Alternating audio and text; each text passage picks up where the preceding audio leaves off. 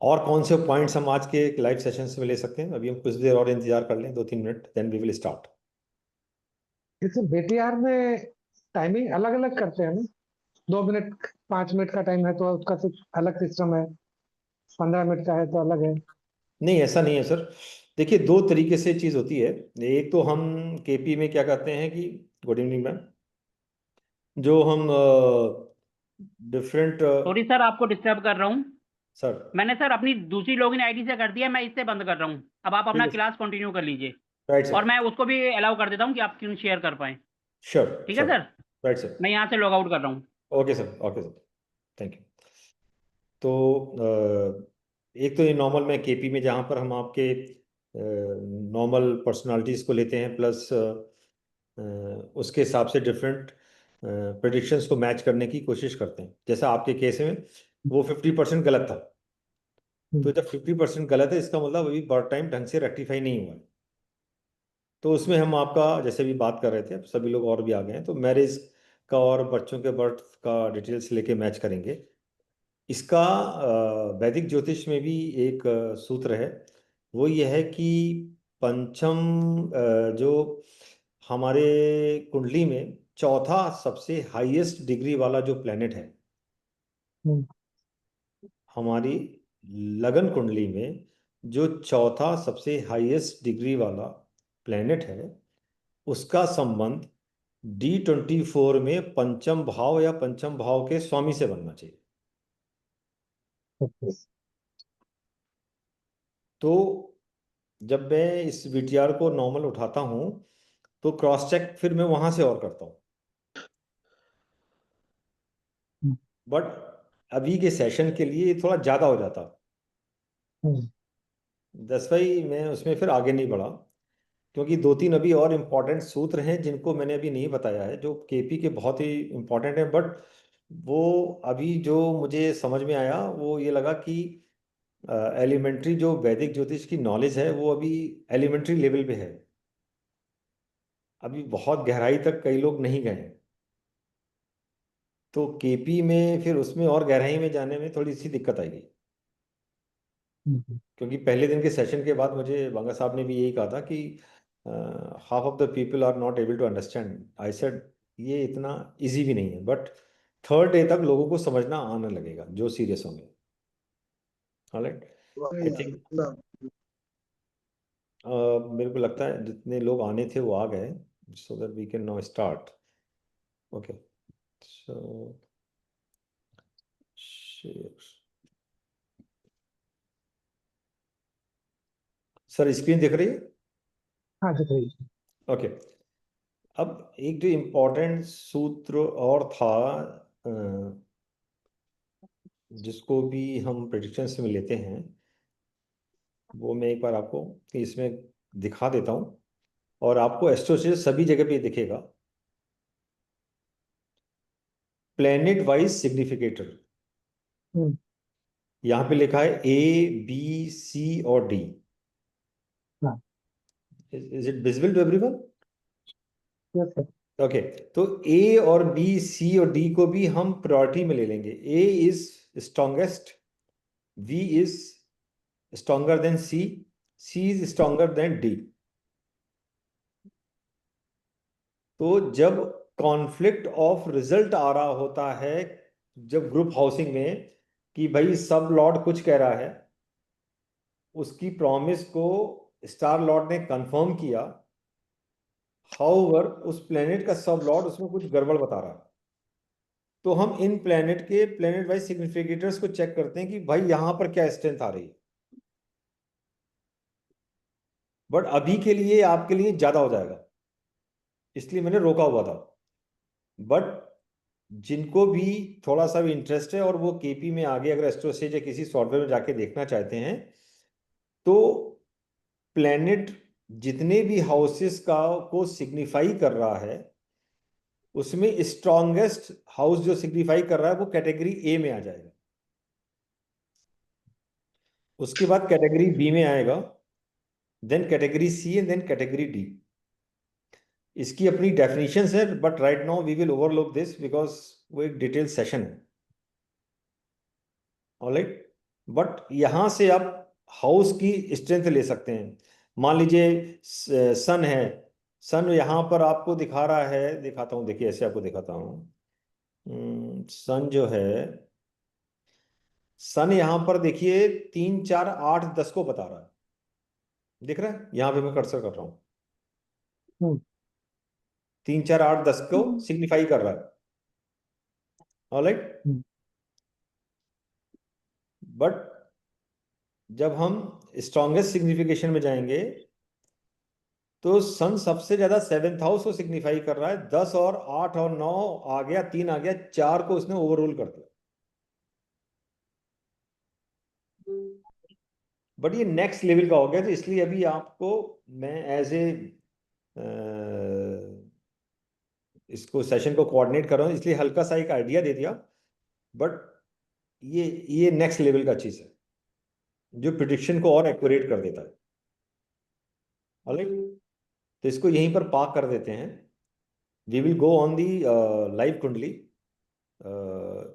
अब मैं फिर से रिपीट कर ले रहा हूँ कि श्याम सुंदर जी की जो बात हुई थी, दोपहर में इनसे फ़ोन पे बात हुआ। हमने कहा सर आपका सेशन में 1 to 1 अलग जूम पे लूँगा, जहाँ पर आपके मैरिज के इवेंट डेट्स और आपके बच्चों के जन्म के डेट्स को लेके हम आपके बर्थ टाइम को रेक्टिफाई करेंगे, जिसमें हो सकता है 5 मिनट लगे, हो सकता है 35 मिनट लगे, पर जितना भी टाइम लगेगा उसकी रिकॉर्डिंग में इस ग्रुप में छोड़ देंगे। So this will benefit everyone. Alright. yes। अब कोई हमें नया कुंडली आप लोग बताना चाहें? मेरा डेट ऑफ बर्थ 29 दिसंबर सर एक मिनट, 29 दिसंबर 1960। 1960, okay. Yeah time is 8:25 AM। या और दिल्ली का वो है जन्म। या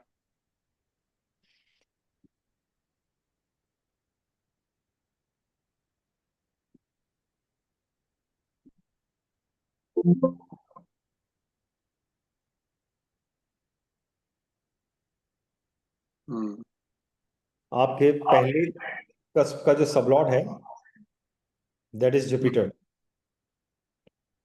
या जुपिटर जब हम मून की स्क्रिप्ट पढ़ रहे हैं तो जुपिटर जो मून जो है वीनस के राशि में है, सन के हम्म स्टार में है, और जुपिटर के सब स्टार में है, सब लॉर्डशिप में है, उप नक्षत्र में है। हम्म हिंदी में फिर से बोलता हूँ, मून चंद्रमा जो है हाँ हाँ। वो वृष राशि में है, या सूर्य के नक्षत्र में है, गुरु के उप नक्षत्र में है। अच्छा। अब यहां पर गुरु हमें उप नक्षत्र में मिल गया चंद्रमा के, हम्म और यहां पर सब लॉर्ड के रूप में मिल गया। हम्म तो प्राइमा फेसी हम ये कहेंगे कि ये बर्थ टाइम ठीक है, पर हम्म इसके लिए अब आगे हम क्रॉस चेक करना चाहेंगे। जुपिटर जो है वो शुक्र के नक्षत्र में है। हम्म शुक्र जो है वो यहां पर कैप्रिकॉन में बैठा हुआ है, हाँ। भाव चार्ट में, केपी चार्ट में, राशि कुंडली मत देखिएगा, केपी चार्ट में। हम्म जब शुक्र कैप्रिकॉन में बैठा हुआ है तो हम कैप्रिकॉन यानी मकर राशि के तत्वों को लेंगे। अच्छा। पहली बात यह है कि सिंह राशि के बाद मकर राशि एक ऐसी राशि है जिसकी स्वामित्व वाला जो लोग इंसान होते हैं हम्म वो बहुत महत्वाकांक्षी होते हैं। हम्म दे आर हाईली एम्बिशियस। उनका एक चीज ये आता है कि ही वांट कि उनके लोग, उनके सर्कल में, उनकी फैमिली में, उनके ऑफिशियल पोजीशन में, उनके कलीग्स में लोग उनसे उनकी राय लें। Hmm they love it. Hmm alright. हम्म तीसरा, अपने किसी भी काम को लेके वो अपनी पूरी एनर्जी डालते हैं, हम्म जिसमें कई बार वो एग्जॉस्ट फील करते हैं कुछ दिनों बाद, हम्म जो उनको उनके फाइनल रिजल्ट से आने से पहले डेविएट कर देती है।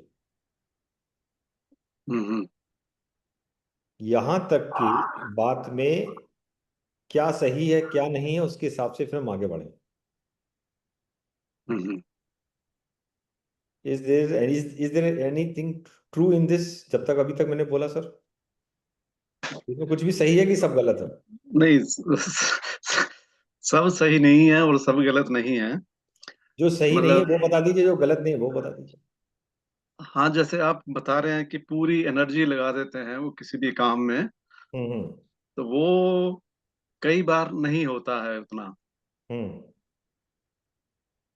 बीच में थोड़ी सी वो ढील आई तो फिर छूट जाता है काम। हम्म। हम्म अच्छा, हम्म। ये सही है कि गलत है, मैं समझ नहीं पा रहा। इज दिस राइट और wrong? No, that what I say that जब भी मैं कोई काम शुरू करता हूँ काफी लगन से करता हूँ, हम्म। लेकिन अब वो काम नहीं बनता जैसे, तो वो फिर छोड़ देता हूँ मैं उसको। What about giving consultation to other people, और you love to give consultation? या that is there. That is there या ना। हम्म ओके, अब आपके इस पे आते हैं। अब देखिए, तीसरे हम कहाँ से देख सकते हैं कि क्या क्या बर्थ टाइम अगर सही है तो क्या क्या चीजें और बनेंगी। हमने देखा जुपिटर पहले हाउस का और सेकंड हाउस का सबलॉर्ड है। हम्म आपके बात करने के तरीके में गंभीरता है, सोच हम्म आपकी आपकी बात करने में एक एक इंटेलिजेंट इंसान का इनपुट लोगों में पहुंचता है कि हम जिससे बात कर रहे हैं, ये जो सज्जन हम्म बात कर रहे हैं, he has hmm got knowledge, he has hmm got seriousness about that subject. और जब आप बात कर रहे होते तो लोग उसको बड़े ध्यान से सुनते हैं। या दैट इज देयर। या ओके, नाउ कमिंग, अब आप देखिए यहाँ पर जुपिटर जो है फर्स्ट हाउस, सेकंड सब house, third house, seventh house and twelfth house का सब लॉर्ड बना हुआ है। Sorry, hmm first and second का सब लॉर्ड है, थर्ड हम्म एंड ट्वेल्थ का राशि लॉर्ड है, सेवेंथ का हम्म स्टार लॉर्ड है। हम्म अब मैं जुपिटर की स्क्रिप्ट जो है वो 1 2 3 7 2 को पढ़ता हूं। अब आप हम्म बताइएगा इसमें क्या क्या सही है। पहले हाउस का संबंध सेकंड से है, हम्म you love, you know, joining with the people, with the community, with the family. Yeah that is there. Your subconscious mind also talks about the stability in all aspects of the life. Hmm Third, you love to connect to your neighbors. या that's there. क्यों है? First house का संबंध जब तीसरे house से बनेगा तो हम्म तीसरा हाउस आपके नेबर्स, आपके यंगर सिबलिंग्स, आपके दोस्त और आपकी शॉर्ट जर्नीज को दिखाता है। हम्म ये थर्ड हाउस आपके अपने करेज, टेकिंग रिस्क कैपेसिटी को भी दिखाता है। Hmm you will be very good in write communications and agreement signing and other things. Hmm you will love to have networking with the people. या मैं सारे थर्ड हाउस के एस्पेक्ट अभी सबको बोल रहा हूं। हम्म अगर आप जिस प्रोफेशन में हैं, उस प्रोफेशन में लोग आपके उस सब्जेक्ट को लेके, किसी भी सब्जेक्ट को लेके जो भी आप पैराग्राफ और जो भी एक चीज लिखते हैं, हम्म आप, आपकी फैमिली, आपका सर्कल, आपका ऑर्गेनाइजेशन या आपकी अपनी खुद की कंपनी में उसको सबसे दमदार माना जाता है कि ये his data points are very authentic, the whatever he has written और shown in the communication. Hmm is this right और wrong? That is wrong. Communication, that communication तो था, ठीक है, अच्छा है, लेकिन ये नहीं है कि मेरा ही सब कुछ पॉइंट अच्छा होगा नहीं उसमें। आपका ही नहीं सर, पर आपका अच्छा होगा। इट इज नॉट जो ओनली मेरी यू। या लास्ट कंपनी में ऐसा नहीं हुआ था। उससे पहले की तो कंपनियों में? उसके पहले ही कंपनियों में थोड़ा बहुत था, लेकिन जैसे थोड़ा लो कॉन्फिडेंस रहा है मेरे को जब मैं कभी बात करता हूँ तो। मैं बात करने की बात नहीं कर रहा, मैं सर बात कर रहा हूँ रिटन कम्युनिकेशंस की। Hmm third house is about the written communications, third house is not about the communication. Hmm second house is about your verbal communication. Okay. हाँ, रिटर्न में अलग था थोड़ा सा। अब आप ये कह रहे हैं कि थर्ड हाउस का, फर्स्ट हाउस और सेकंड हाउस, थर्ड हाउस का संबंध बनने से मैं कह रहा हूं कि आपका करेज ज्यादा होना चाहिए, रिस्क टेकिंग कैपेसिटी ज्यादा होनी चाहिए। आप कह रहे हो हम्म ऐसा नहीं है। जो आप बता रहे थे कि वो मैं बता रहा हूँ कि जो भी मेरा लिखा जाता है, मतलब it's not the best. Okay. या अच्छा, अच्छा आपका रिस्क टेकिंग कैपेसिटी बताइए, करेज। इसका मैं कहूँगा 4 कहूँगा मैं, आउट ये of 10। Then why you are in abroad? Why I am in abroad? Yeah you have chosen to be in unknown land. Why? Yeah, because I from childhood I always liked abroad. But why? Going I don't abroad, know. going to unknown place requires some courage or not? Yeah, that's true. That's true. And I always wanted to go abroad, and I so after 30 years I just entered Europe. Very good. Hmm. So next house, let us connect, which is seventh house. Yeah. Compatibility at the DNA level with your life partner is good. With the first wife, it was not good. Hmm. I got divorced. Now I Okay. have a second wife. Hmm. So with her is good. Everything good. So that means your birth time needs further more tweaking. Why it is? If you see fourth house and seventh house sublot, Hmm. 7,000, 4,000 sublot. We will read Mm-hmm. first script for seventh sub house, seventh house, Uh-huh. which is for the spouse. Seventh house sublot Mm-hmm. is sitting in the sixth house, Mm-hmm. in the star of Rahu, which is signifying second house, fifth house, 10th house, 11th house, 12th house, which are Mm-hmm. all supporting houses for the marriage. Mm-hmm. Rahu as sun. Rahu Mm-hmm. as sun is talking about 8, 1 and 10, which is also 1 and 10 is against, 8 is neutral house for the marriage. Mm-hmm. Rahu as Venus is 4, 5, 10, which is also not against very much with the marriage. Mm-hmm. However, Venus as a sublord of this planet Mars, Mm-hmm. here it should show very strongly 6th house and 12th house. Mm-hmm. 6th house is disturbance or misunderstanding with the spouse. Mm-hmm. 12th house is walking out from the life. Mm-hmm. 12वां भाव हर चीज के loss के बारे में बताता है। Mm-hmm. आपका 12वां भाव यहां पर मैं क्यों कनेक्ट कर रहा हूं कि फर्स्ट मैरिटल रिलेशनशिप आपका लॉस 12th हाउस से जाएगा। Yeah. Your erst world wife के लिए उनका 12वां हाउस 6th हाउस हो जाएगा, Mm-hmm. 7th house first house हो जाएगा उनके लिए।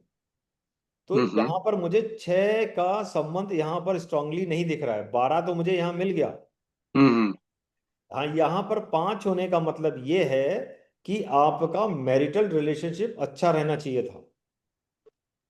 अच्छा। तो दैट मीन्स ऐसे केसेस में, और जो कि 60s का जब बर्थ टाइम है, हम Mm-hmm. इसको फिर फाइन ट्यून करेंगे। Mm-hmm. Then we need your marriage date, also the separation date, Mm-hmm.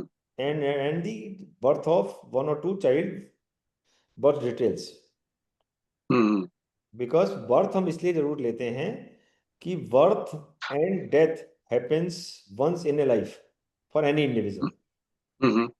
so which is very unique in nature. Marriage can be second or third, Mm-hmm. number of kids could be 4 or 5, 3 or 1, whatever it is.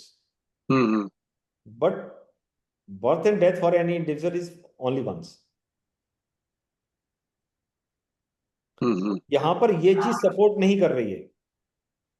अच्छा, हाँ, सब Lord level पे 4, 6 और 7 बहुत strong है, जो ये कह सकता है कि आपकी मिसअंडरस्टैंडिंग नहीं होंगी, तो सभी की होती हैं, nothing knew about it, everyone sitting here has God, ठीक।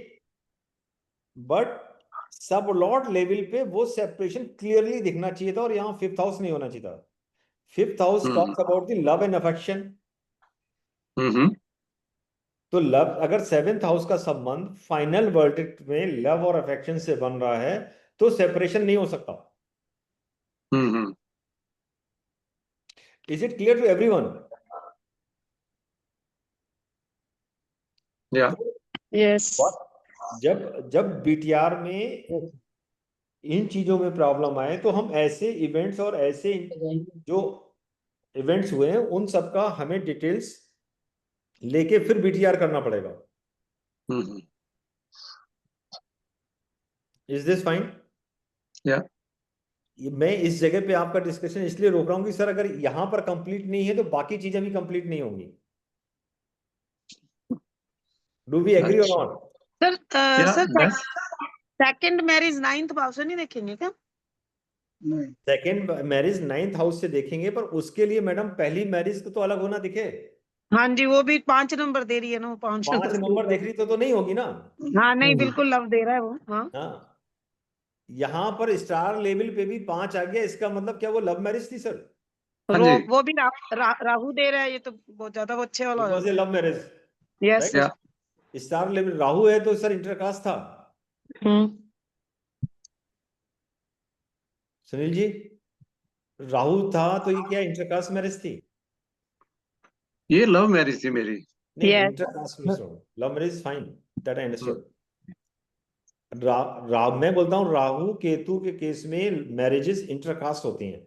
इट वाज सेम कास्ट और या intercaste? It was intercaste marriage. Was intercaste. Yes, वही है।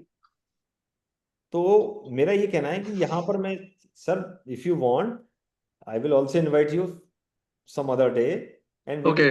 we will go for rectification and Yeah, let's see the okay. result. Okay. Okay, Yeah. so will you allow me कि मैं किसी और के उस पे जाऊं, because Yeah. Go ahead. yeah, okay, Yeah. because I am not running away, but this will take a lot of time because Yeah, it's fine. हाँ, anybody else जो देना चाहे? Any birth chart? Pardon? ज्योति जी ma'am बताइए। Sir 13/1/3 Just a minute. 13/01 10 October 10, okay. 1986 19 जी, और sir 23/40 40 जी 40 00 second PM Delhi place Delhi.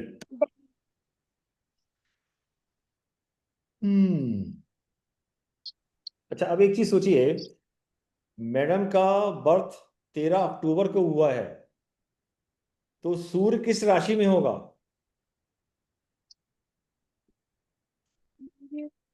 ये में होगा, वर्गो में होगा। देखिए ऐसे आपको तुला। सोचना पड़ेगा, अगर आप तुला। एस्ट्रोलॉजर आगे बढ़ना चाह रहे हैं। जी किस राशि जेमिनी में? लगन जी, तुला में होगा। तुला में होगा, वेरी गुड। अच्छा, सूर्य रात को 23:40 पे कौन से हाउस में होगा? Third 12th house. फोर्थ में Third होगा। में। Anybody else? मैडम आप मत बोलिए, ज्योति जी आप मत बोलिए, first house. You are not supposed to say. हाँ, सेकंड हाउस। किस हाउस में होगा? Second house. Second house. Anybody else? Fourth के लिए होगा फिर, फोर्थ में होना चाहिए रात के बाद में। Anybody else?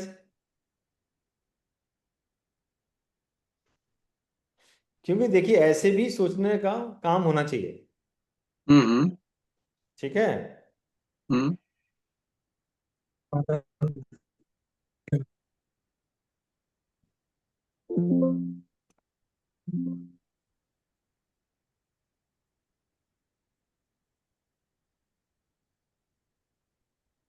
23:40 पे सूर्य जो है 4th हाउस में होगा। हम्म आने वाले टाइम में जब आप किसी के लिए, वो बच्चे का ये होगा कि भाई सिजेरियन केस है तो कब होना चाहिए,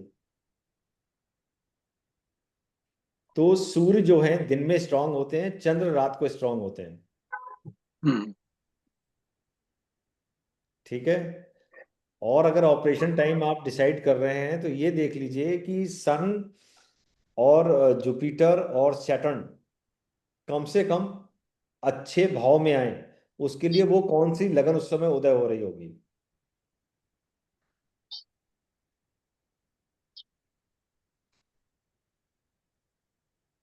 ये भी एक आने वाले टाइम में अगर आप लोग इसमें जरा भी कंसल्टेशन देना चाहेंगे तो लोग आपके पास इसके लिए भी आएंगे हम्म कि at what time the operation should take place.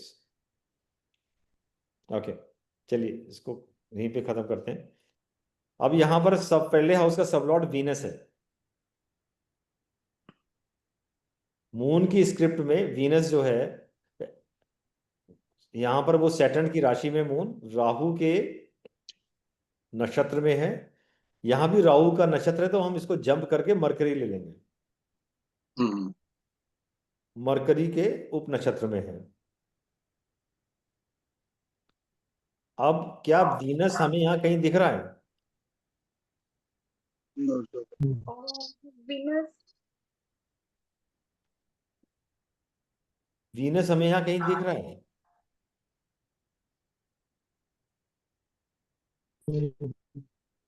तो मार्स का सब लॉर्ड है। मैडम आपने टाइम 23:40 बताया है, 13/10/1986। जी, रात को 11:40 PM। रात को 11:40 PM ऑब्वियसली, 23:40 11:40। तो चंद्रमा जो है वो शनि की राशि में राहु के नक्षत्र में है और बुध के उप नक्षत्र में। आपका सॉफ्टवेयर कौन सा है?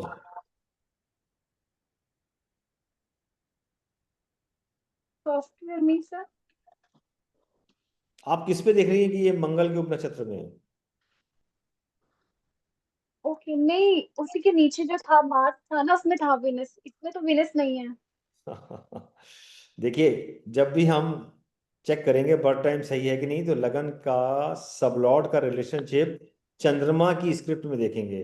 चंद्रमा की राशि में क्या वो सबलॉर्ड है, चंद्रमा के स्टार में क्या वो सबलॉर्ड है, चंद्रमा के सॉरी चंद्रमा के स्टार लॉर्ड में वो है, वो सबलॉर्ड है, या सबलॉर्ड में वो सबलॉर्ड है। तो यहां पर वीनस कहीं पे नहीं आ रहा है। अब Rahu is as good as Jupiter and Mercury. हमने ये पढ़ा था कि राहु राशि लॉर्ड के रूप में काम करेगा, राहु स्टार लॉर्ड के रूप में काम करेगा। तो जुपिटर की स्क्रिप्ट में देखते हैं क्या वीनस है। जुपिटर की स्क्रिप्ट में भी वीनस नहीं मिला। Hmm Rahu is in the star of Mercury. Mercury की स्क्रिप्ट में देखते हैं क्या वीनस है। तो मरकरी की स्क्रिप्ट में वीनस हमें हमें यहां पर मिल रहा है। मरकरी तुला राशि में है, राहु के नक्षत्र में है, मंगल के उप नक्षत्र में। यस ठीक है। जी। तो अभी मैं ये कहने को प्राइमा फेसी कह सकता हूँ कि ये बर्थ टाइम ठीक है। अब इसको चेक करते हैं कि ये सही है कि गलत है। वीनस जो है जुपिटर के स्टार में है। हाँ जी। जुपिटर यहाँ पर एक्वेरियस में है, कुंभ राशि में है। हम्म मैडम आपको 5 या 6 लोगों के ग्रुप में काम करना पसंद नहीं होगा। नहीं सर। आप अकेला टाइम व्यतीत करना अच्छा महसूस करते होंगे। जी हाँ, मुझे अकेले रहना ज्यादा पसंद है। ओके, यहाँ पर चूंकि जुपिटर सबलॉर्ड भी है, जुपिटर यहाँ पर बैठा भी हुआ है, तो जुपिटर के हम कारक तत्व को भी ले सकते हैं। तो जुपिटर के कारक तत्व वहां पर क्या क्या आपकी पर्सनालिटी में ऐड करेंगे? सभी लोगों से एक एक कारक तत्व जानना है। स्टैटिक कारक कारक तत्व कौन कौन से यहाँ पर आ जाएंगे? 9th भाव में तो धर्म से जुड़े पिता हुए का, होंगे गुरुओं का, ओके। उच्च अपने शिक्षा का 9th भाव, अपने और बड़ों का विदेश सम्मान यात्रा का करना। भी, नहीं नहीं नहीं, ये लंबी यात्राओं का। आपने भाव की बात बता दी। अच्छा मैं अच्छा, ये कह रहा जुपिटर। हूं कि एक्वेरियस कुंभ राशि में गुरु बैठे हैं, भाव में मत जाइए, सिर्फ जी। आप ये जो गुरु हैं कुंभ राशि में अपना कौन कौन सा कारक तत्व देंगे, स्टैटिक कारक तत्व जो उनके मूल कारक तत्व है। भाव का मत करिए अभी, सिर्फ उसकी बात बताइए। प्लेनेट का कारक तत्व कौन कौन सा यहाँ पर आ सकता है? ये यहाँ धर्म पे कर्म उच्च योग होगा ना। जी, धर्म कर्म शिक्षा और ज्ञान का।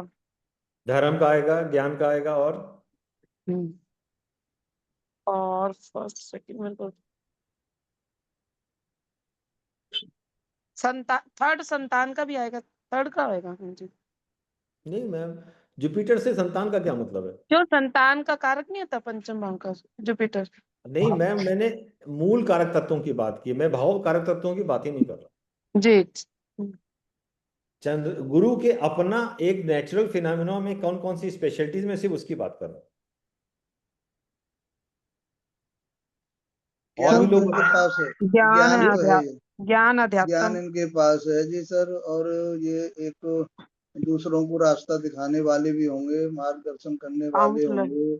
ज्ञान, बुद्धि विवेक इनका जो है एक अच्छे किस्म का होगा। ज्योति मैडम बताइए, आपका क्या क्या चीज सही है इसमें? तो मतलब बहुत अच्छे लेवल पे तो नहीं है, बट ठीक ठाक है थोड़ा बहुत, मतलब सलाह तो नहीं, जो बहुत मैडम। आप सब लोगों ने जो बताए कारक तत्व, तो उसमें से कौन कौन से कारक तत्व आप इसको ओके कर रहे हैं? मीन्स कि जो सर ने बोला, मैम ने बोला, वो है सारी चीजें, पर वो एक लिमिट में है, मतलब नॉर्मल है, जो एक बेसिक ह्यूमन बीइंग सबके लिए होता है। जैसे कोई पूजा पाठ करता है, एक नॉर्मल बेसिक है वो भी। और हेल्प करना या कुछ किसी को सजेशन देना, वो भी एक नॉर्मल, मतलब ऐसा नहीं कि बहुत ज्यादा, पर हाँ नॉर्मल है वे में। What else? मैडम सामने बैठी हुई है फिर भी लोग नहीं बोल रहे हैं। किसी अरे सबसे इंस्टीट्यूट बड़ी के बात तो हेड है ये है क्या? कि जी, किसी इंस्टीट्यूट के हेड है? नहीं, मैं हाउस वाइफ हूँ। हाउस वाइफ के?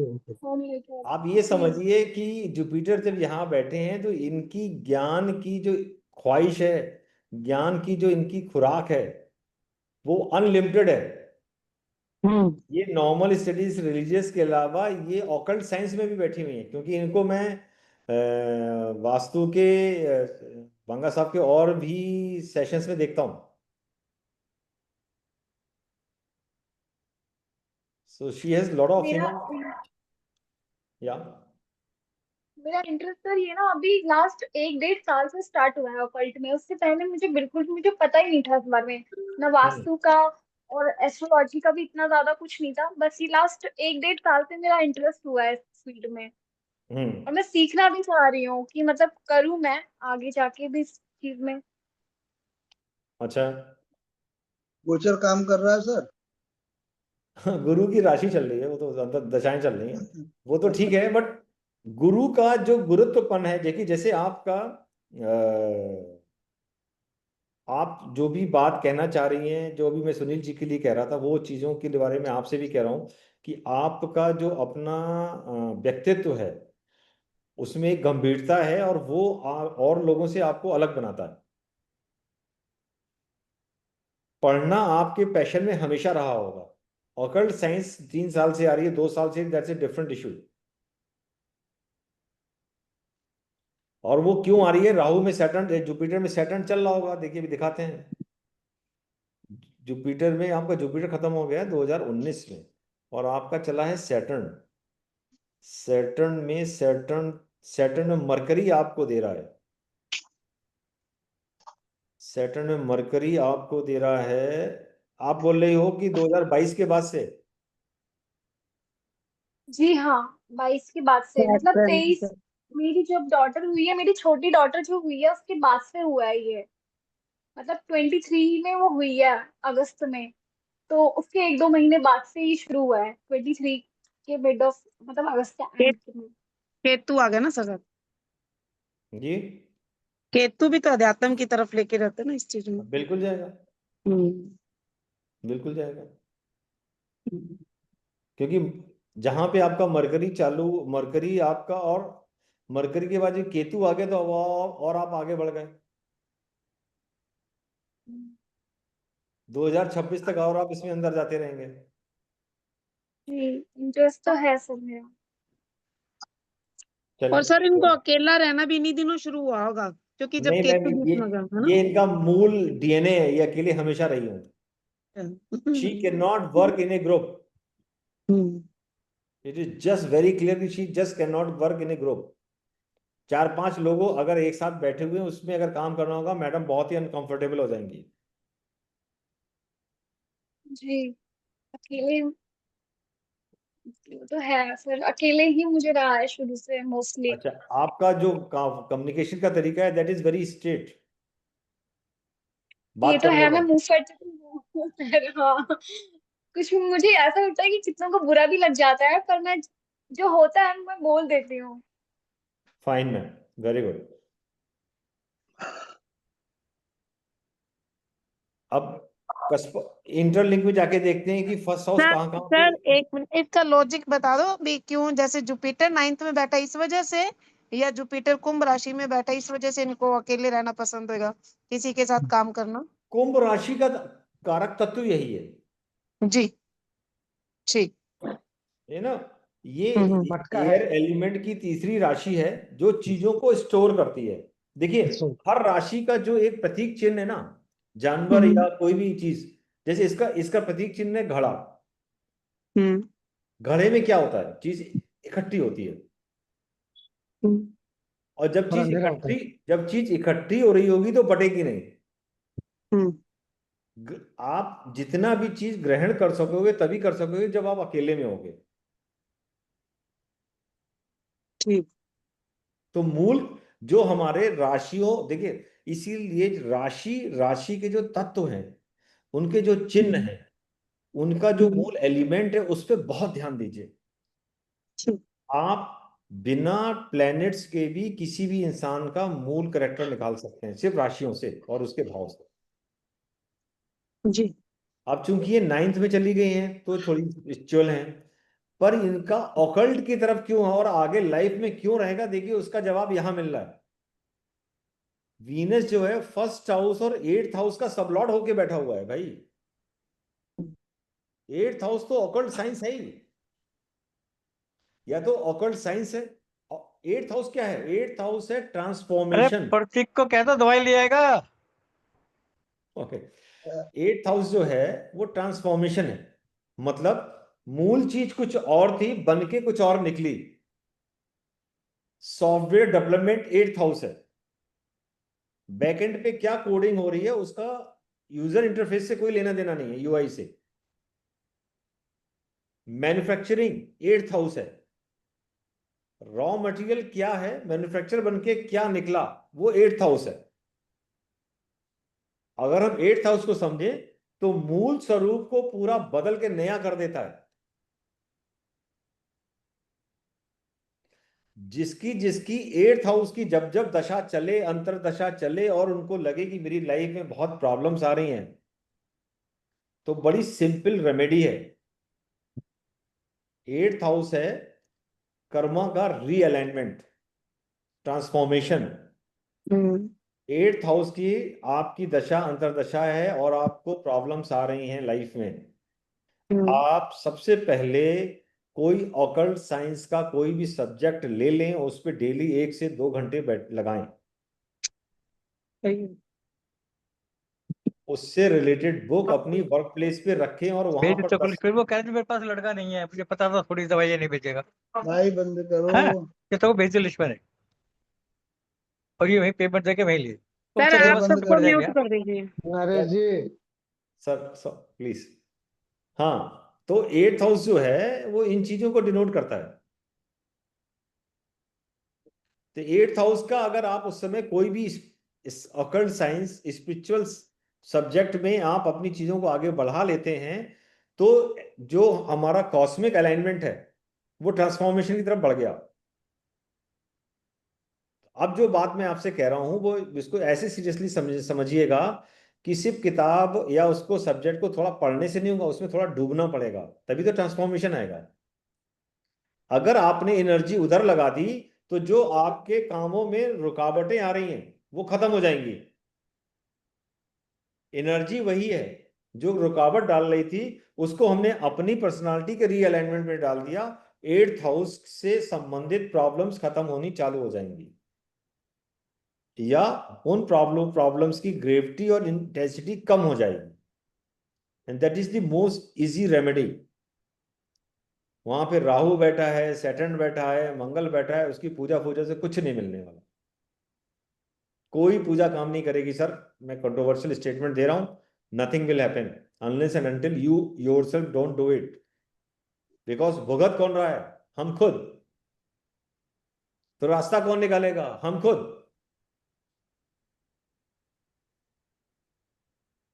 Is this right? अब 1st हाउस और 8th हाउस का कनेक्शन तो मैम का हो गया। Now again it is connected to 3rd house. तो अगेन सेम चीज जो मैं बात 3rd हाउस से रिलेटेड बोल रहा था, सोशल एक्टिविटी सोशल नेटवर्क में मैम होनी चाहिए, या इनका अपने यंगर सिबलिंग्स या रिलेशंस में बॉन्डिंग होनी चाहिए। 1st हाउस का कनेक्शन 5th हाउस से बन रहा है, तो नेचुरली आप तो माँ हैं, तो आपका इमोशनल क्वोशंट तो हमेशा ज्यादा होगा। तो इस बारे में तो हम कुछ नहीं कहेंगे, बट ठीक है, 5th हाउस से रिलेटेड वो चीजें आप समझ रहे हैं। 8th हाउस के बारे में मैंने आपको ढंग से एक्सप्लेन कर दिया है। और मैडम आपका 1st और 8th हाउस कनेक्ट है, आप ऑकल्ट साइंस में जितना आगे जाएंगी, बिकॉज देखिए 1st house, 8th house, 11th house आपको बहुत आगे ले जा सकता है। अभी आपके बच्चे छोटे हैं, जैसे जैसे आपको टाइम और स्पेस मिलता है प्लीज वर्क ऑन दिस। और सैटर्न की दशा है 2019 से, तो वही लंबी चलने वाली है। मैं अपने बच्चों की वजह से लिटरली इस पे ना ज्यादा फोकस नहीं कर पा रही हूँ, क्योंकि ना एक तो ये छोटे हैं और दूसरा है मुझे करने नहीं देते ये। हाँ ठीक है, कोई बात नहीं, आप बस सुनती रहिए, वरना बाद में जी आपको रिकॉर्डिंग मिल जाएंगी, तो बांगा साहब देंगे जी। तो वो ये मुझे। देन 1st हाउस का कनेक्शन 12th हाउस से है,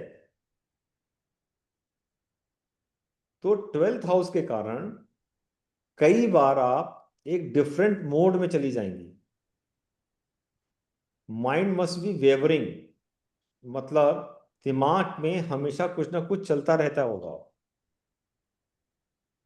सर मीन्स पॉजिटिव वे में या नेगेटिव वे में? दोनों मैम।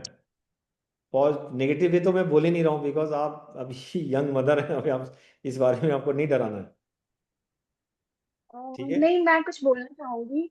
हाँ, मुझे अभी ना कुछ टाइम पहले करीब महीना भर होने वाला होगा, मुझे कुछ लिखकर बहुत ज्यादा नेगेटिव थॉट्स आ रहे थे, बहुत ज्यादा।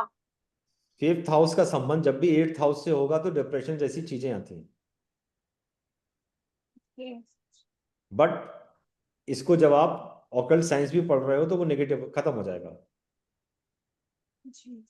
और नेगेटिव थॉट्स के बारे में ज्यादा सोचिए मत, बिकॉज आपके लिए नेगेटिव थॉट्स काम नहीं करने वाले हैं। You are a strong girl. 1st and 8th का संबंध बनना है, बहुत ही स्ट्रॉन्ग बॉन्ड है ये। नजर उतारती रहा करो अपने आप। हेलो, बोल। ऑलराइट। जी अब कोई और हॉरोस्कोप लें, कोई और, वरना फिर मैं गोचर के बारे में कुछ बताना चालू करूं। सर गोचर ही बता दो। गोचर बता दो, हाँ दैट्स द प्रॉब्लम। अब देखिए, मैं ना कसम से अब मैं सबको म्यूट कर दे रहा हूँ। लेट मी सी कहाँ से म्यूट हो गए। थोड़ा पानी गर्म होने बाबा ने तो सिंपल बड़ा सोना करता तुमने ऐसे ही कराई है ਐਵੇਂ ਕੀ ਕਹਿੰਦਾ ਮੈਂ ਪੈਸੇ ਲੈਂਦਾ ਨਹੀਂ, ਮੈਨੂੰ ਭੇਜਿਆ ਗੋपाल ਦਾ ਤੇ ਕਹੂੰਗਾ ना बीस सर आप लोग प्लीज म्यूट करो। ये अपने आप कर देना चाहिए, सारे के सारे परिपक्व लोग हैं ये लोग। पता नहीं क्यों नहीं करे सारे। प्लीज बात म्यूट कर कर रहे हो लीजिए, तो बंद कर लो। प्लीज म्यूट कर लीजिए because I am not very handy on this. हो गया, वेरी गुड। तो देखिए गोचर की बात करते हैं। पहले आप ऐसे समझिएगा कि मैम आप ज्योति मैम आप अपना कैमरा भी ऑफ कर लो। ठीक है सर। ओके, मैं ये कह रहा हूं कि जब हम लोग एक होती है दशा, हम इस स्क्रिप्ट में पढ़ते हैं, मान लीजिए हमने सेकंड हाउस का लिया, तो सेकंड हाउस का यहाँ पर 2 3 4 7 9 हाउसेस से संबंध बना रहा है सब लॉर्ड लेवल पे या स्टार लेवल पे। स्टार लेवल पे 3 6 7 11 12 बता रहा है। इसका मतलब सेकंड हाउस प्रॉस्पेरिटी की अगर बात करें, फिनेंशियल स्टेटस की बात करें, तो this is a very good संबंध। तो ये जो प्रॉमिस आई ये पूरे लाइफ की आई, बिकॉज हॉरोस्कोप क्या है, पूरी लाइफ है। उसके बाद सपोज करिए हम यहां पर दशा ले रहे हैं, आपकी जैसे हमने दशा ले ली सैटर्न की, तो सैटर्न की दशा ये बोल रही है कि भाई 5 8 9 11 और फिर अपने ही नक्षत्र में 5 8 9 11 फिर 9 10। तो मैडम को दशा में, इस दशा में if she go into some kind of mantra siddhi, she want to do something on the let's say any kind of sports, any kind of movie or theaters, any kind of acting, any kind of share market related activity, she will do good। ये Saturn की promise बोल रही है। अब इसकी हमने अब current में ले लेता हूं, इनकी करंट की दशा ले लेता हूं 7 9 31 31 10 राहु। अब जो राहु की हम जब दशा ले रहे हैं अंतरदशा, तो राहु 2 महीने के लिए है, ठीक है। राहु जो है किसी भी हाउस का सबलॉर्ड नहीं है, 9th का स्टार लॉर्ड है और 10th में बैठा हुआ है, ठीक है। 9 10 का इसने ओनरशिप ले लिया और यहां पर बोल रहा है 1 2 4 6 10, ये एब्सोल्यूट सक्सेस की बात बता रहा है, बहुत तगड़ी सक्सेस होनी चाहिए। इस चीज को थोड़ा सा डाइल्यूट कर रहा है जुपिटर, जहां पर वो 1 5 भी दे रहा है 6 भी दे रहा है, तो 5 का 6 5वां जो है 6ठे का 12वां है, तो कुछ नेगेटिव जो एब्सोल्यूट गेन होनी चाहिए उसमें कुछ कम हो जाएगा। फिर 7 9 10 और 12 दे रखा है, तो इनके खर्चे भी बता रहा है, कोई प्रॉपर्टी से संबंधित ये परचेज के भी बारे में बात कर रहा है, ठीक है। अब ये तो आ गई दशा राहु की, प्रत्यंतर दशा की प्रॉमिस। अब गोचर क्या है, इसी राहु को हमें ये देखना होगा कि आज की तारीख में या इस ड्यूरेशन में राहु जो है वो किस राशि में है, किस नक्षत्र में है और किस उप नक्षत्र में है। तो राशि और नक्षत्र हम पहले लेंगे। ऑलराइट, मैं यहां से ट्रांजिट खोल रहा हूं।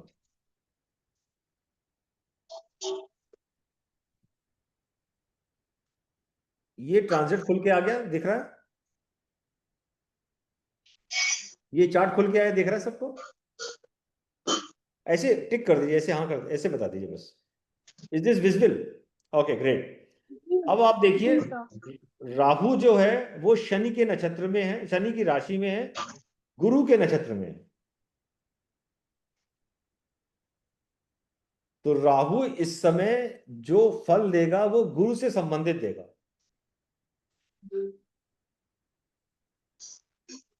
ठीक है।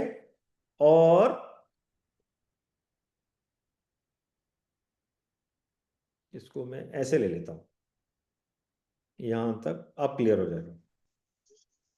देखिए राहु जो है यहां पर आपकी जन्म कुंडली में प्रॉमिस कर रहा है कि राहु जो है मरकरी के नक्षत्र में 2 4 6 10 की बात कर रहा है।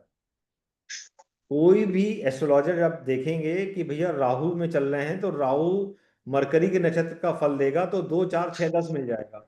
अरे आपको बहुत सफलताएं मिलेंगी। और यहां पर गुरु भी बैठा हुआ है, गुरु उसको थोड़ा सा कम ज्यादा करेगा पर सफलताएं मिलेंगी। अभी राहु जो है जब तक गुरु के नक्षत्र में चल रहा है तब तक जिन सफलताओं की बात हो रही है, जो प्रॉमिस हो रही है, वो काम होते रहेंगे, कम और ज्यादा। ठीक है? क्यों?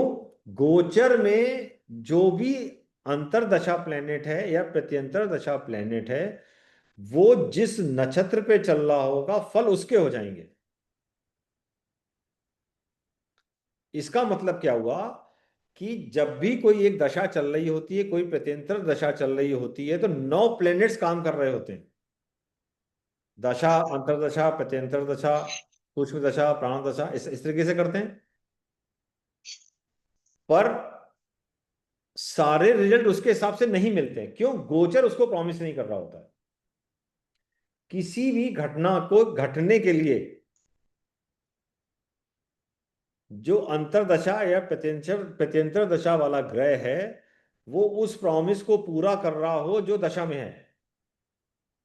यानी कि जो राशि होगी, जैसे यहां पर राहु शनि की राशि में है, शनि अगर उस चीजों को प्रॉमिस कर रहा है तो काम होगा।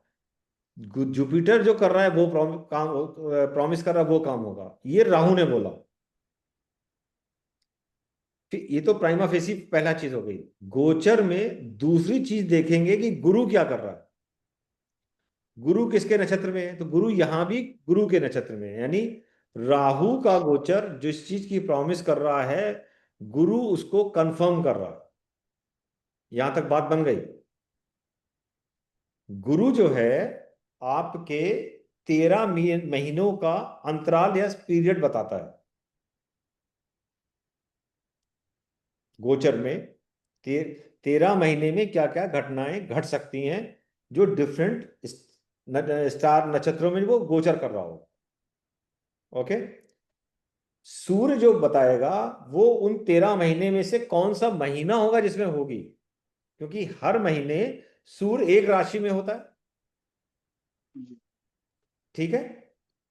तो जिस राशि में होता है वो इंग्लिश कैलेंडर में वो महीना मंथ को बताता है। यस और नो? जैसे सन इस समय लियो में चल रहा है, तो अगस्त में, सितंबर में 13 तारीख तक ये लियो में चलेगा। इसके बाद ये चला जाएगा वर्गो में।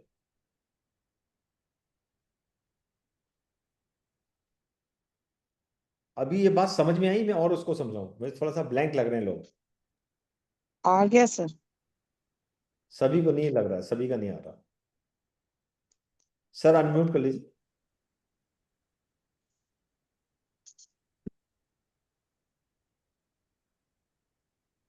नहीं, समझ आ रही है अब काफी। ओके। तो सूर्य जो है, सूर्य का गोचर वो महीना बताता है।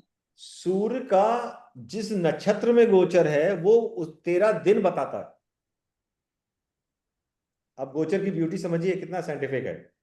गुरु 13 महीना बताएगा, कौन से महीने में।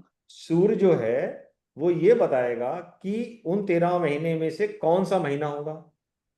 गुरु ने 13 महीनों का पीरियड बताया, सूर्य ने घटा के उसको 1 मंथ पे लाए। सूर्य जिस राशि में चल रहा है वो उसके हिसाब से वो ड्यूरेशन आ जाएगी। हर 13 या 14 तारीख या 15 तारीख में सूर्य राशि परिवर्तन करता है। ये हम सबको क्लियर। तो उसके हिसाब से हम मंथ को कैलकुलेट कर रहे हैं। ठीक है? तो सूर्य वो पर्टिकुलर 30 डेज बताएगा जिसके अंदर ये घटना घट सकती है। सूर्य किसी भी 30 डेज में 2.25 नक्षत्र में चलता है। तो सूर्य का जो नक्षत्र है वो ये बताएगा कि वो कौन से 13 दिन है। बिकॉज पहला नक्षत्र का 13 दिन, दूसरे नक्षत्र का 13 दिन 26, आखिरी के 2.25 डिग्री को लेते हैं हम 4 दिन, तो 30 दिन हो गए। 30 30 डेज हो गए, 13 30 दूनी 26 और 30 हो गए। हम्म तो वो 4 दिन बताएगा सूर्य के, वो कौन से हैं। Is is right. हम्म चंद्रमा जिस राशि में चल रहा है और चंद्रमा का नक्षत्र, चंद्रमा जिस राशि में चल रहा है वो राशि बताएगी वो दिन, हम्म और चंद्रमा का नक्षत्र बताएगा वो पर्टिकुलर कुछ घंटे। यस। चंद्रमा का वो उप नक्षत्र बताएगा वो पर्टिकुलर घंटा। एंड देयरफॉर कैरी ऑन करते जाइए। हम्म तो मोटी बात क्या हुई, जो भी दशा, अंतरदशा, प्रत्यंतर दशा में जो प्रॉमिस आ रही हैं वो घटनाएं घटेंगी तभी जब Guru means Jupiter, sun and moon अपने ट्रांजिट या गोचर में उन राशि और उन नक्षत्रों से गुजर रहे हो, वो भी इस बात की प्रॉमिस दे रहे हो। हम्म अकेला दशा की प्रॉमिस से कोई भी घटना नहीं घटती। एक सर्टेन एक्सटेंट तक बिना गोचर को देखे हुए जो एस्ट्रोलॉजर्स प्रेडिक्शंस देते हैं उनके गलत सिर्फ इसी कारण होते हैं। सपोज करिए अभी इसी में हमें देखना हो कि भाई शादी कब होगी या संतान कब होगी, तो संतान के लिए सेकंड हाउस सपोर्टिंग हाउस है, फिफ्थ हाउस प्राइमरी हाउस है, 11th हाउस विश फुलफिलमेंट का हाउस है। तो राहु जो है यहां पर स्टार लेवल पे क्या फिफ्थ हाउस दे रहा है? नहीं दे रहा है। तो राहु की प्रत्यंतर दशा में संतान संबंधित चीजों के होने की गुंजाइश कम हो सकती है। यस। पर मान लीजिए यहां पर हो रही होती कि भैया नहीं ये बड़ा स्ट्रांग है, यहां पे फिफ्थ हाउस दे रहा है, पर गुरु जिस राशि में गोचर कर रहा है एंड देयरफॉर जिस नक्षत्र में गोचर कर रहा है वो भी फिफ्थ हाउस को सिग्निफाई करे तो प्रॉमिस बनी गोचर में, क्योंकि हर घटना के लिए जिम्मेदार गुरु है। हम्म तो गुरु के लिए गोचर, गुरु के राशि, गुरु के गोचर के लिए हम सिर्फ राशि और नक्षत्र देखेंगे। अब गुरु ने ओके कर दिया तो हम फिर सूर्य को देखेंगे, सन को देखेंगे। सन जिस राशि और जिस नक्षत्र में ट्रांजिट कर रहा है क्या वो भी फिफ्थ हाउस को गवर्न कर रहे हैं?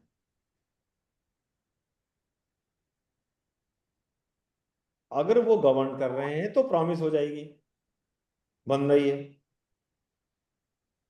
सन का फिफ्थ हाउस से रिलेशनशिप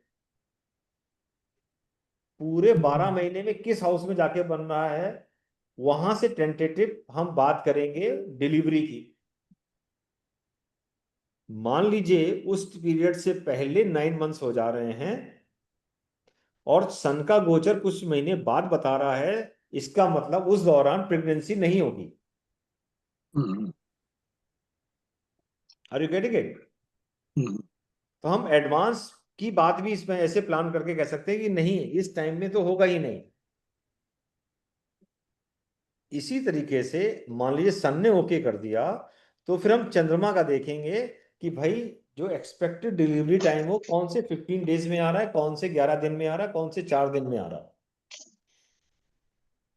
और जब उस दिन की बात करेंगे तो हम फिर स्टार लॉर्ड और सब लॉर्ड की बात कर लेंगे कौन से घंटे में होगा। यहां तक क्लियर है? अब ये तो हो गई एस्ट्रोलॉजिकल बात। अब स्पिरिचुअल बात समझ लीजिए। कोई एस्ट्रोलॉजर कितनी भी टाइम फिक्स कर दे, कोई भी डॉक्टर उसके हिसाब से कितनी भी ओटी तैयार कर ले, भगवान का दिया हुआ टाइम कोई भी एस्ट्रोलॉजर और कोई भी डॉक्टर फिक्स नहीं कर पाएगा। Death and birth is not govern by doctor and astrologer. कारण क्या है? अगर ऐसा करेंगे तो हमारे पूर्व जन्मों के कर्मा का क्या होगा?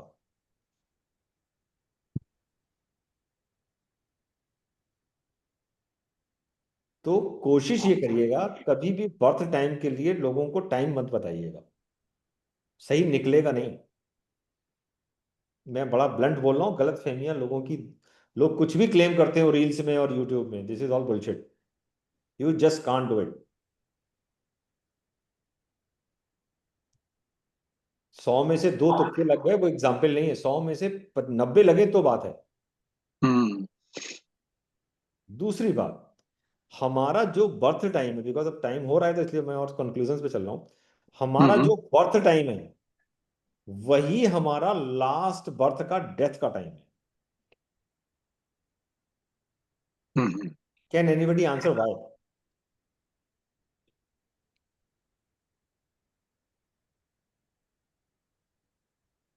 एनीबडी, थोड़ा सोचिए इस पे। जब किसी की डेथ होती है तो वो उसी समय नेक्स्ट बर्थ ले लेता है क्या? What else? थोड़ा और सोचिए, बहुत नजदीक हैं आप, थोड़ा और।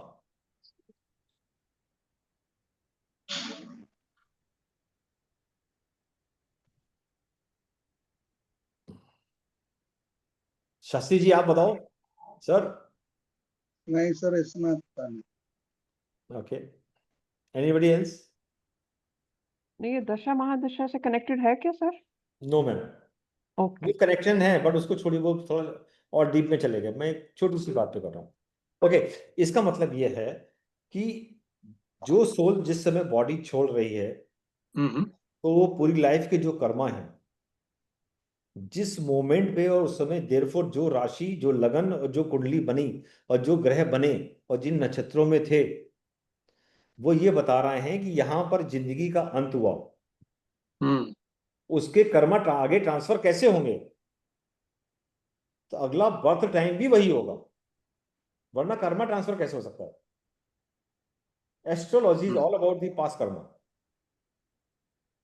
हम्म astrology is all about the present karma, astrology is not about the prediction, astrology at all not about the remedy, there is no remedy.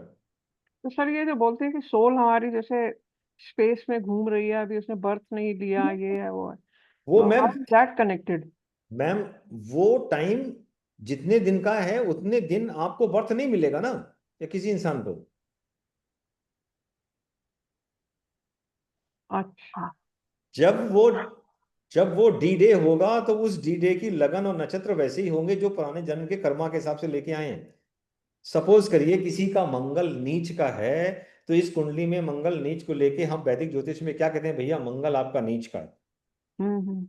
इसका अर्थ क्या हुआ? पिछले जन्म में आपने अपने भाई के साथ बेईमानी की है, या केपी में बात करेंगे, मंगल अगर वीक सिग्निफिकेटर्स दे रहा है, वीक रिजल्ट दे रहा है स्टार लॉर्ड के थ्रू, बड़ा विजिबल है कि मंगल उतने स्ट्रॉन्ग रिजल्ट्स नहीं दे रहा है, तो there is something wrong on the karak tattva of Mangal.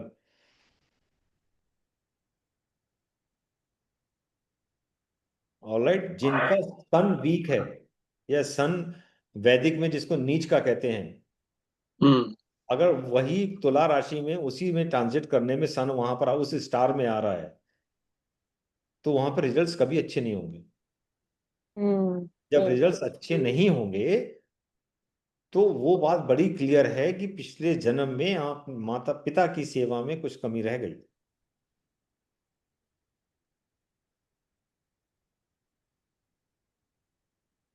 So whatever we are getting good or bad is on the past karma of our life. How we can rectify? We should work on those karmas where we are facing lot of hurdles. उनको हम किस तरीके से आगे ठीक कर सकें इस जन्म में, यही रेमेडी है।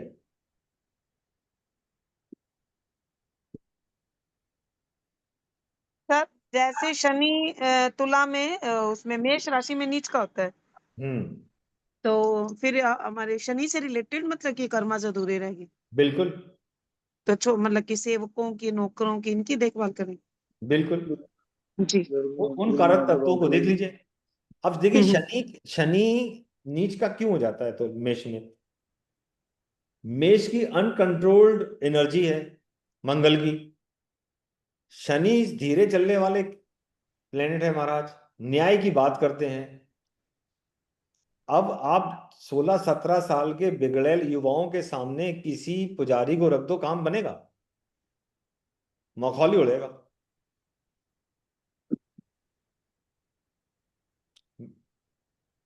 सो अंडरस्टैंड कि जो इन चीजों को जो प्लांट किया गया है, जो अरेंज किया गया है कि कौन सी राशि में कौन सा नक्षत्रों को दिया गया काम, उन नक्षत्रों से कैसे उस एनर्जी को ठीक किया जा रहा है, इनहेंस किया जा रहा है या उसको कंट्रोल किया जा रहा है, ये बहुत ही गहरा साइंस है। आप पढ़िए कि मेष की राशि में या मंगल की मेष राशि में कौन कौन से नक्षत्र आ रहे हैं, ग्रह आ रहे हैं, उनका देखिए क्या क्या कारक तत्व है, वो कारक तत्व उसको कैसे हैंडल कर रहे हैं। तो ये साइंस सिर्फ इतनी नहीं है कि ये वाटर एलिमेंट है, ये फायर एलिमेंट है और ये अर्थ एलिमेंट है। सही। It is a very deep study, and as you go deeper into it, you will find many solutions, many answers. मेरा सजेशन ये है, अगर आपको रेमेडी देनी है, आप उनकी रेमेडी उस परिवार के लिविंग लोगों पे दीजिए। चंद्रमा खराब है बोले माँ की सेवा करो, नहीं, माँ से संबंधित इंसान की सेवा करो। उसके बिना बात बननी नहीं है। गुरु खराब है तो गुरु की सेवा करो, गुरु नहीं है तो मंदिर में सेवा करिए।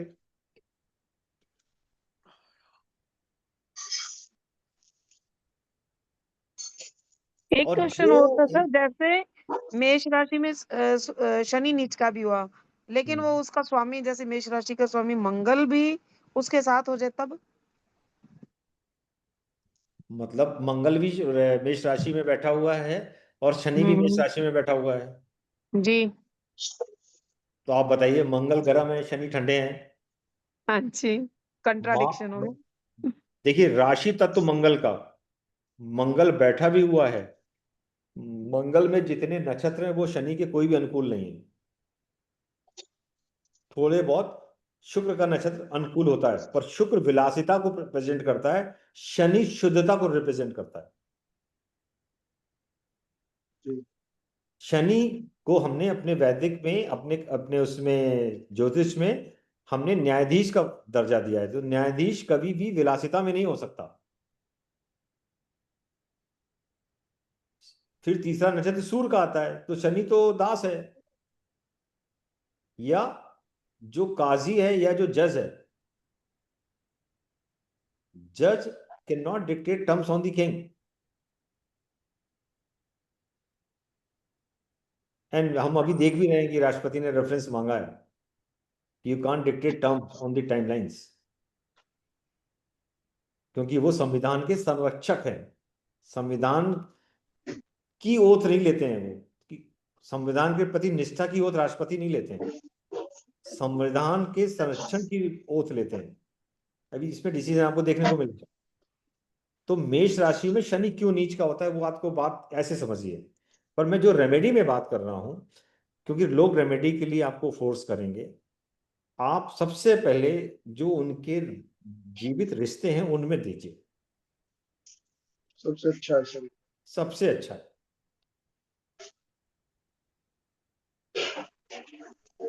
वहां से जो दुआएं मिलेंगी वो सब कुछ करेंगी। उसके बाद आप जाइए, फिर अगर आपका जो प्लेनेट, जिस प्लेनेट की कर रहे हैं, अगर वो जल तत्व में है तो पानी में बहाना होगा कुछ। सपोज करिए आपको गेहूं बहाना है, तो पूरा गेहूं पानी में नहीं बहाना है, गेहूं का कुछ एलिमेंट पानी में बहा दिए, बाकी किसी नीडी आदमी को दान दे दीजिए। मतलब हमें मक्खी पे मक्खी नहीं चिपकानी है।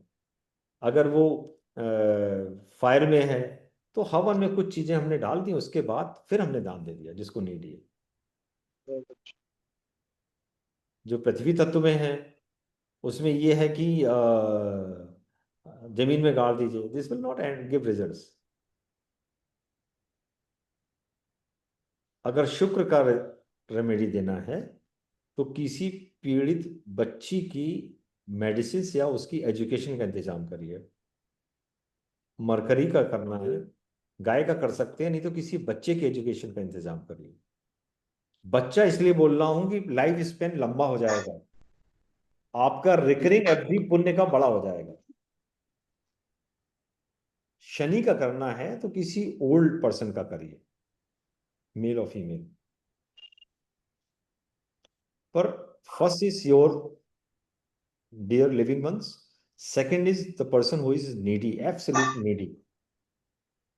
और जिसका करिए उस पर फिर एहसान नहीं दिखाना चाहिए, वो बाएं हाथ को दाहिना हाथ पता ना लगे, गाना नहीं है।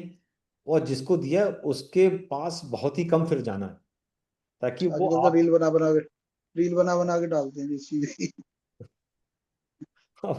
इसको तो कुछ नहीं कह सकता मैं, बट मोटी बात यह है जो मैं अपना सबमिशन दे सकता हूँ।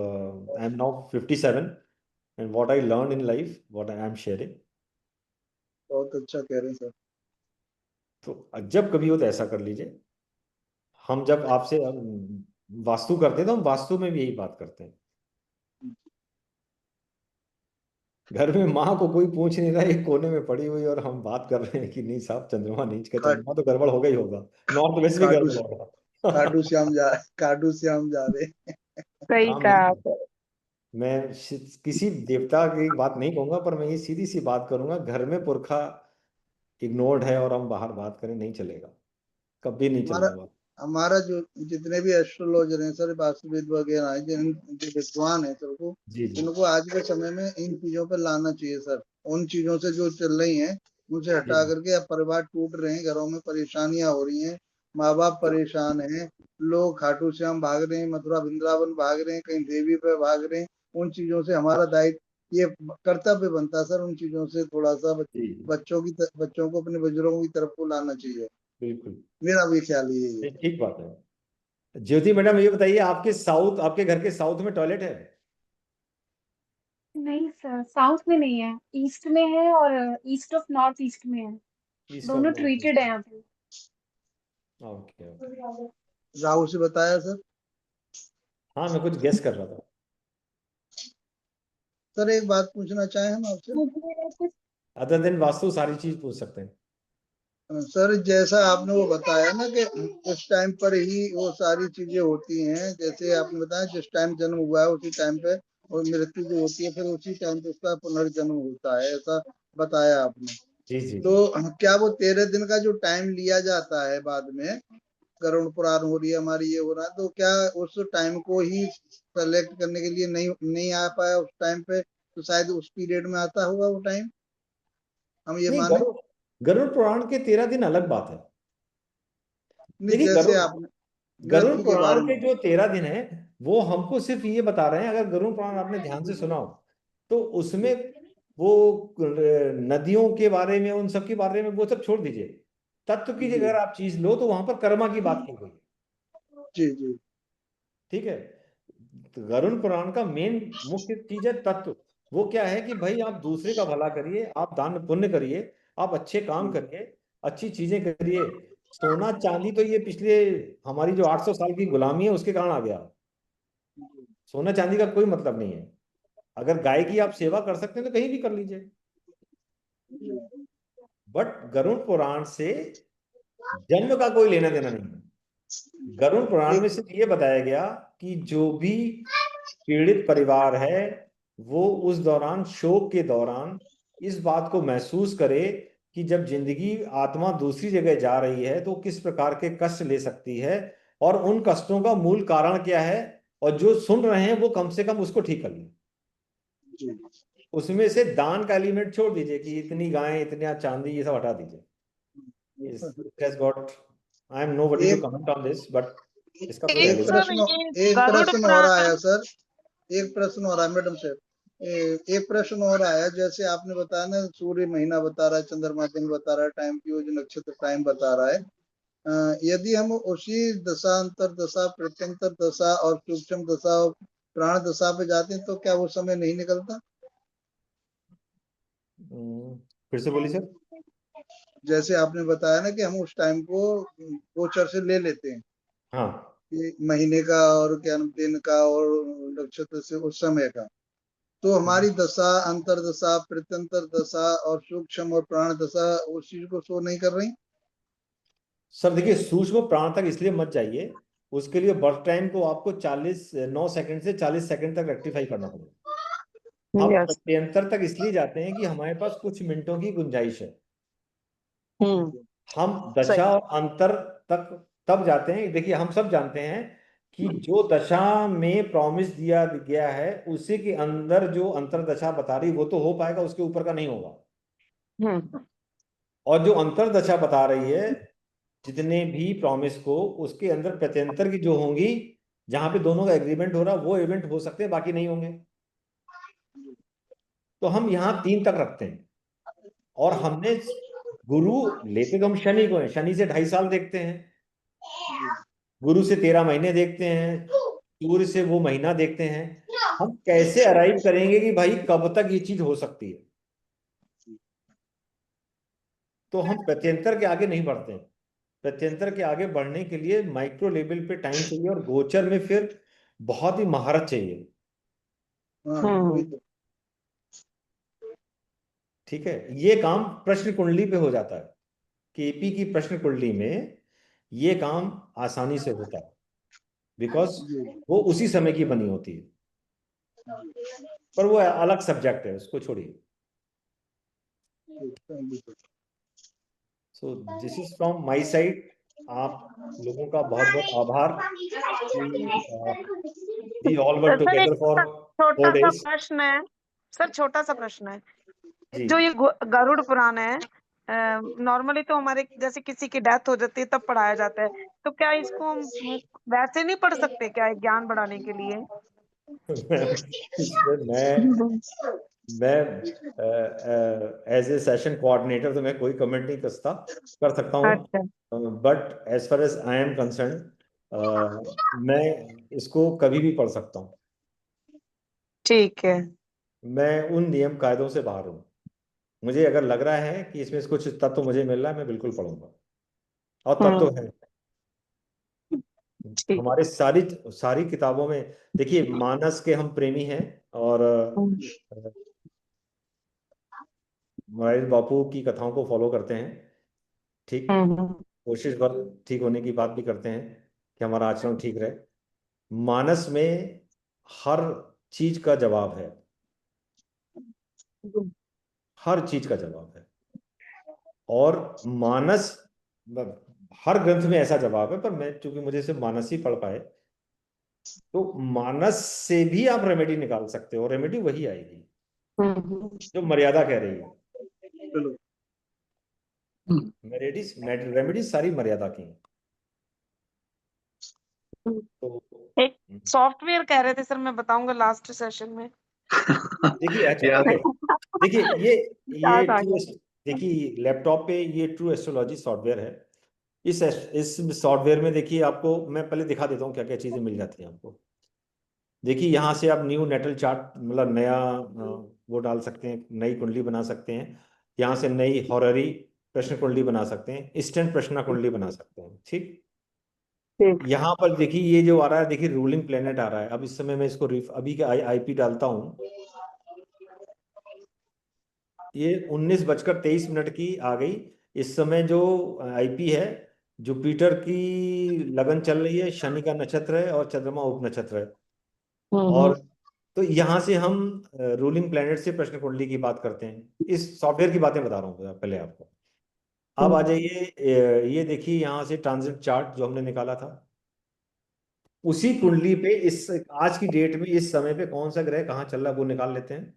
ठीक है, इसके बाद अ, हम डिविजनल चार्ट, केपी सिग्निफिकेटर्स की बात जो हमने दिखाई थी, ये निकल आते हैं।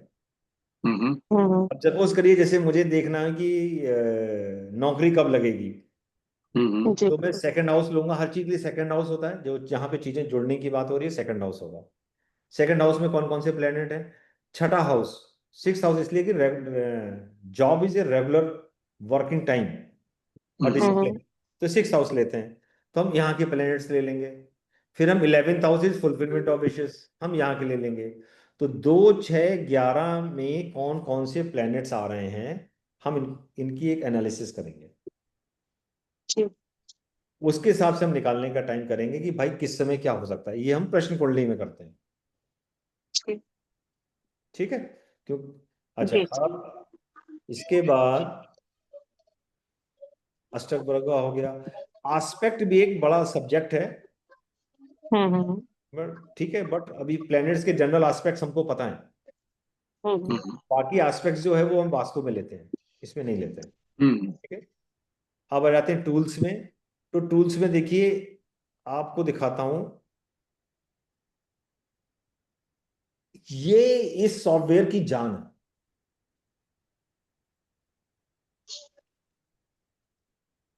ये जो चार्ट है ये बता रहा है कि कहां पर किस तारीख में चंद्रमा और डिफरेंट प्लैनेट्स किस समय कहां पर गोचर कर रहे हैं। क्योंकि astrology is about the prediction. कोई कह रहा है कि मेरा मकान, हमने कहा साहब आपका मकान खरीदेगा, बोले वो तो ठीक है पर होगा कब ये तो बताओ।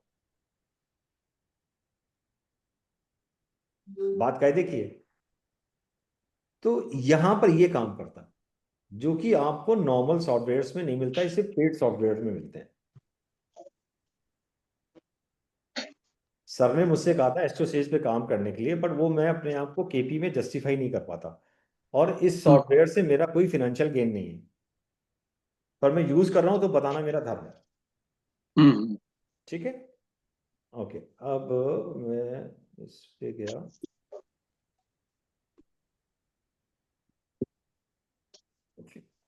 पंचांग आ जाता है, देन आपका रेट्रोग्रेशन, प्लेनेट किस किस टाइम में कौन से महीने में कब कब बकरी होंगे उसके बारे में बात कर रहा है। प्रश्न कुंडली में केपी में बकरी प्लेनेट, बकरी star, retrograde planet, retrograde star का हम पे काम करते हैं। नॉर्मल हॉरोस्कोप में we don't consider anything like retro और बकरी, क्योंकि बकरी नाम की कोई चीज है भी नहीं। आप ऐसे जा रहे हैं, जब आप इससे आगे निकल गए तो आप फास्ट मूव कर रहे हो, पर ये भी मूव कर रहा है। ठीक है, प्लेनेट जब फास्ट मूव कर रहा है, क्रॉस कर रहा है दूसरा प्लेनेट या अर्थ से के मूवमेंट से, तो उसको बकरी करने लगते हैं कि सब वो रिवर्स होने लगा है, क्योंकि अर्थ स्पीड तेज हो गई है, उस प्लेनेट की स्पीड कम हो गई है। But actually both are in the motion in the same direction.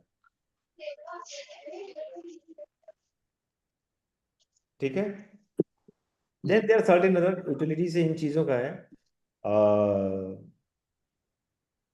I will put it in the group, how to get it. कहाँ से मिलेगा सर सॉफ्टवेयर? नेट पे मिल जाएगा सर, अदरवाइज आप इसमें ट्रू एस्ट्रोलॉजी पे डालेंगे तो there are certain charges that they will charge, you can get it. इसके अलावा केपी के बहुत से अच्छे और रिफाइंड बढ़िया सॉफ्टवेयर्स हैं जो ईयरली सब्सक्रिप्शन पे हैं, और केपी आप बिना सॉफ्टवेयर के नहीं कर पाएंगे, ये तय है। पर इस सॉफ्टवेयर से आप पूरा वैदिक कर सकते हैं।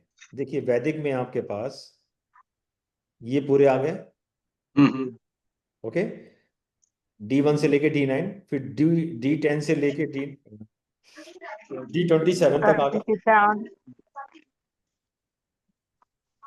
फिर और भी आ गए। 36 होंगे पूरे।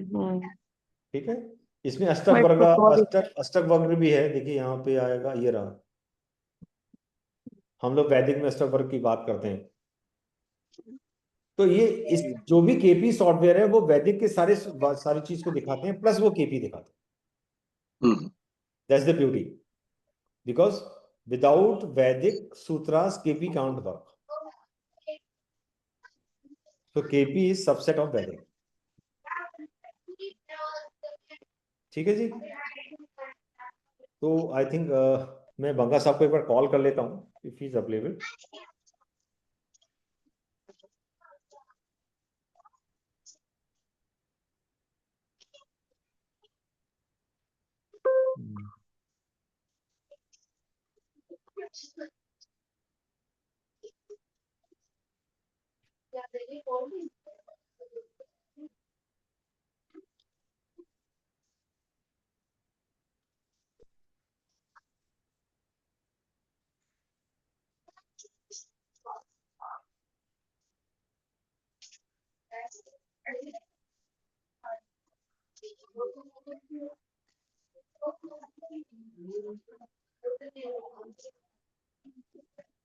उनका फोन नहीं उठ रहा है तो अगले 2-3 मिनट उनकी कॉल का इंतजार करते हैं, तब तक आपको और कोई बात करनी तो बताएं। Most any questions which are most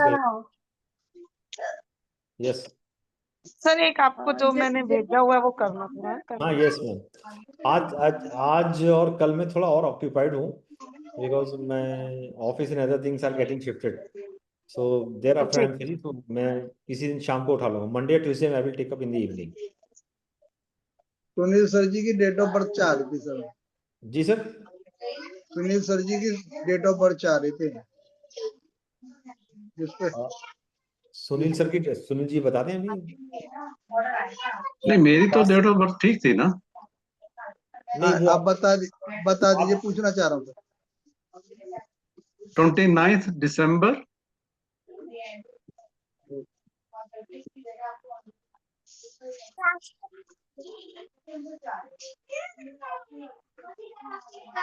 49 दिसंबर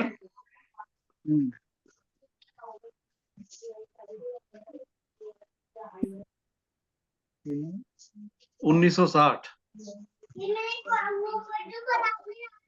ये बच्चे कहाँ बोल रहे हैं, चुप नहीं। डेट क्या बताई सर? डेट नहीं आई समझ में। 29/12 अच्छा 29/12 होगी। हाँ, टाइम बता दीजिए सर। 1960। टाइम जो है वो टाइम 8:25 का। मॉर्निंग। हाँ जी। Thank you sir. और दिल्ली का है। हाँ वो तो मैंने लिख लिया। तो आई थिंक गंगा साहब इज बिजी, कुछ और इम्पोर्टेंट काम में लगे, उन्होंने पहले से इन्फॉर्म कर दिया था, तो I think let us take a leave now. आप सबका टाइम भी बहुत प्रीशियस है, सो ठीक थैंक है। You very much for the your kind thank you sir, support. Thank you, thank you. Right sir. Sir ये सॉफ्टवेयर कब मिल सकता है आपसे? नहीं मेरे से नहीं मिल पाएगा, मैं तो आपको सोर्स दे दूंगा। अच्छा अच्छा। नेट से, बिकॉज मेरे से तो नहीं मिल पाएगा, मैं तो इसका कुछ नहीं। पहले नहीं तो नहीं, सर फ्री वाला बताऊंगा, फ्री का एस्ट्रो थे जी। नहीं इस पे मैं आपको बता दूंगा, उसमें डाल दूंगा। जी सर। ठीक है, ठीक है मैम, ठीक है sir. Okay sir, thank you. बहुत बहुत धन्यवाद सर जी आपका। बहुत आपने बहुत शुक्रिया आपका। गहराई की बातें हाँ। बताई सर। थैंक यू बहुत सर, बहुत धन्यवाद आपका। Thank you sir, thank okay, नमस्कार बाय बाय। सर। नमस्कार सर, नमस्कार, Radhe Radhe sir. I contact you in the next days or something. Sure sir. In the next week. Okay, next week I can. Next week. Okay. Yeah. Thank you sir. Okay. Okay.